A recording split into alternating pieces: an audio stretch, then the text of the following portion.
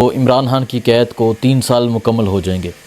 पाकिस्तान तहरीक-ए-इंसाफ ने 5 अगस्त के हवाले से प्लान दिया है और फाइनल कॉल कब की होगी आपको आज के व्लॉग में ये बताते हैं। और इसके अलावा आज जो लाहौर है, आज गुजरांवाला, आज शिकामों की, आज पंजाब जो है वो शुएब को ढूंढ रहा है। शुएब कहाँ हो, शुएब कहाँ पानी है। आज शुएब को ढूंढा जा रहा है।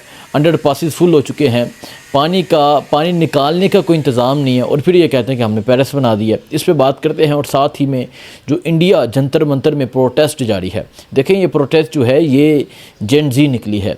ये कोई सियासी प्रोटेस्ट नहीं है बल्कि नौजवान निकले, कॉलेजेस में, यूनिवर्सिटीज़ में पढ़ने वाले। इससे पहले नेपाल में निकले, बांग्लादेश में निकले, श्रीलंका में निकले। नेपाल में इनकलाब आया, बांग्लादेश में आया, श्रीलंका में आया और अब जो है वो मोदी के घर का घराव है। आज जो है वो जंतर मंतर में गुज़िश्ता 3-4 दिन से प्रोटेस्ट जारी है। और जो सबसे अहम बात है, पाजी यानी सरदार, सिख, पंजाबी भी पहुंच गया। सो ये मामला आपके सामने रखते हैं। पहले मैं बात करता हूँ 5 अगस्त की। देखिए 5 अगस्त को इमरान खान की कैद को 3 साल मुकम्मल हो जाएंगे। कैद के हवाले से, 3 साल के हवाले से अलग व्लॉग करेंगे और वो आपको बताएंगे जो कैद में जो अरसा हुआ, क्या चीज़ें हुई, क्या नहीं हुई, वो तमाम चीज़ें आपके सामने रखेंगे। लेकिन अब बात करते हैं तहरीक-ए-इंसाफ का लाहेमल क्या है। तहरीक-ए-इंसाफ क्या करेगी। देखें वज़ीर आला सुहेल अफरीदी को आए हुए तकरीबन 10 माह हो गए। 10 माह हो गए हैं। 10 माह लोग ये अब एक्सपेक्ट कर रहे हैं, क्योंकि लोगों की बड़ी उम्मीद है उनसे कि वो इमरान खान की रहाई करवाएंगे। और जब वो आए थे, जो लोगों का एक जज्बा, जुनून जो कराची में देखा, जो बाकी शहरों में देखा, वो हम भी जानते हैं और आप भी जानते हैं। सो अब जो है 5 अगस्त को 3 साल मुकम्मल हो जाएंगे। कल पार्टी का एक अहम इजलास हुआ जिसमें बैरिस्टर गौहर, सलमान अकरम राजा, जुनैद अकबर, असद कैसर, वज़ीर आला सुहेल अफरीदी, इसके अलावा और जो सीनियर लीडरशिप थी कल वहाँ पे मौजूद थी। और फिर इत्फाक हुआ है 5 अगस्त को जलसा करने का। और ये कहा गया कि 5 अगस्त को ये नहीं होगा कि सिर्फ जलसा होगा। जो इतलात आ रही हैं 5 अगस्त को फाइनल कॉल का जो है वो प्लान दिया जाएगा।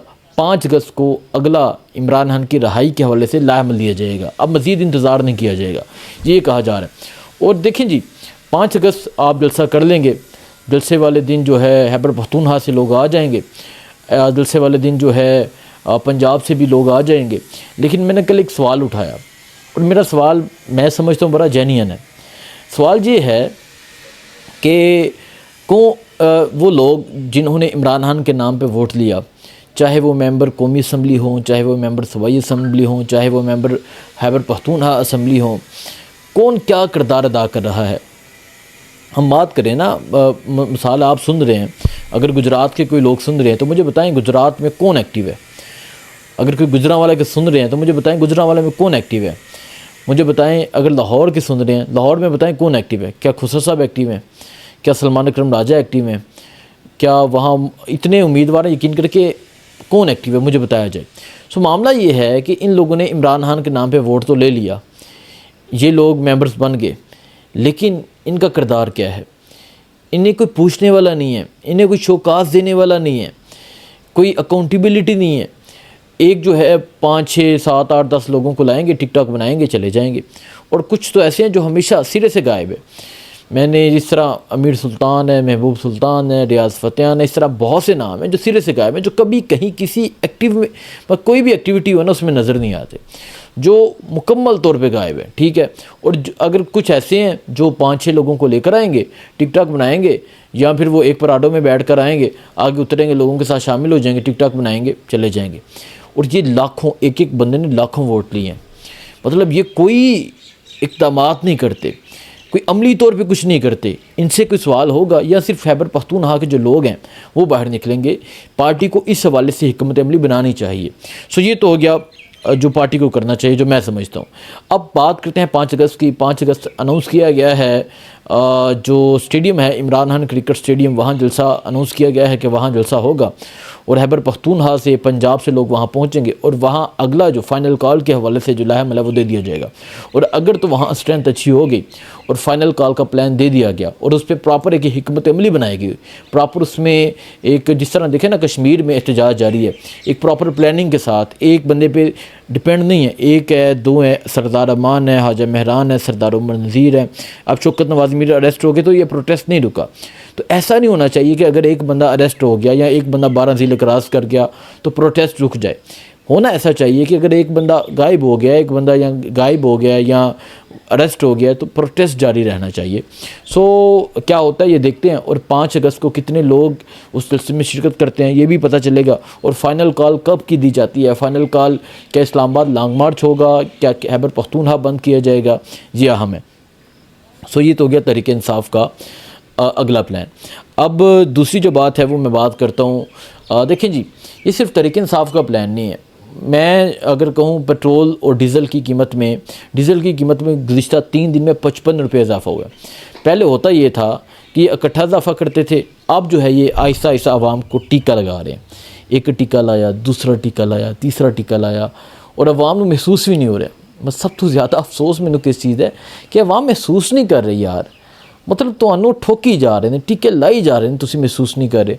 अब देखिए ना, पहले 40 रुपये 50 रुपये इकट्ठा महंगा कर देते थे, अब आहिस्ता आहिस्ता क्योंकि रोज़ाना पेट्रोल की कीमत इजाफा और कम होगा, तो अब आहिस्ता आहिस्ता पेट्रोल और डीज़ल की कीमत में इजाफा कर रहे हैं।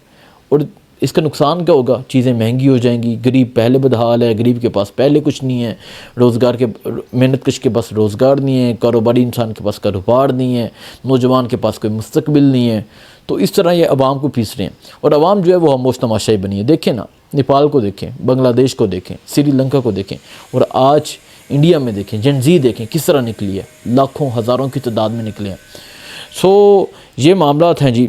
और इस तरह और ना ही अपोजिशन की तरफ से यानी तहरीक इंसाफ की तरफ से इस पर कोई रद्दमल है।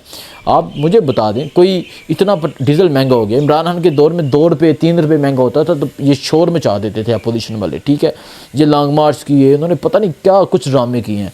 लेकिन अब 55 रुपये महंगा हो गया। कोई मुझे एक प्रेस कॉन्फ्रेंस दिखा दें जो तहरीक इंसाफ की जानिब से की गई हो। अब अल्लामा राजाना सरबाज कहाँ पर है मुझे नहीं पता, महमूद चकज़ई कहाँ पर है, गायब हो चुके हैं, मुझे नहीं पता। तहरीक इंसाफ की लीडरशिप कहाँ पर है, मुझे कहीं नज़र नहीं आ रही। सो ये मामला है जी, आप इनको खुली छूट दी है। जब इनको खुली छूट दी है, ये तो फिर फुल याशियाँ करेंगे, मज़े करेंगे, अवाम को बदहाल करेंगे। जब पता हो कि अवाम निकल सकती है, अवाम हमारा जीना हराम कर देगी, तो ये इस तरह के इक़दाम कभी ना करें। लेकिन इन्होंने अवाम को भी रिलैक्स कर दिया है, अवाम को भी दबा दिया है, और ये तो वैसे ही जो है वो दबे हुए हैं।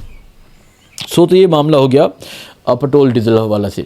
अब जो पंजाब है वहाँ बारिशें हुई हैं, 3-4 दिन बारिशें हुई हैं। तो 3-4 दिन बारिशों के बाद पंजाब लाहौर में, गुजरांवाला में, कामोकी में, वज़ीराबाद में, सियालकोट में, इन शहरों का इतना बुरा हाल है, जगह जगह पानी है, गलियों में पानी है, अंडरपास फुल हो चुके हैं। और फिर ये कहते हैं कि हमने पंजाब में ये कर दिया, पंजाब में ये कर दिया।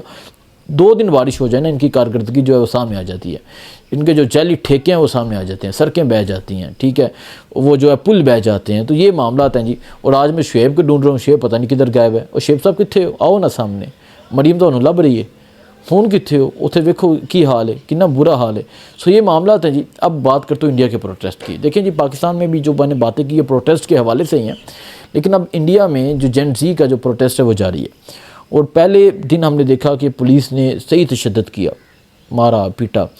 एक लड़की ने कहा कि कोई हमारी मदद को पहुँचे, हम नौजवान हैं, हमारी मदद को आएँ।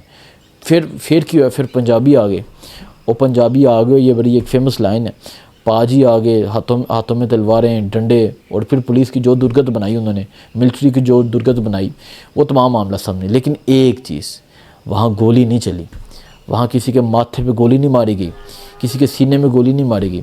लोगों ने पुलिस को मार मार के पीटा है, बहुत पीटा है, लेकिन पुलिस वालों ने गोली नहीं चलाई, और यहाँ गोली चला दी जाती है।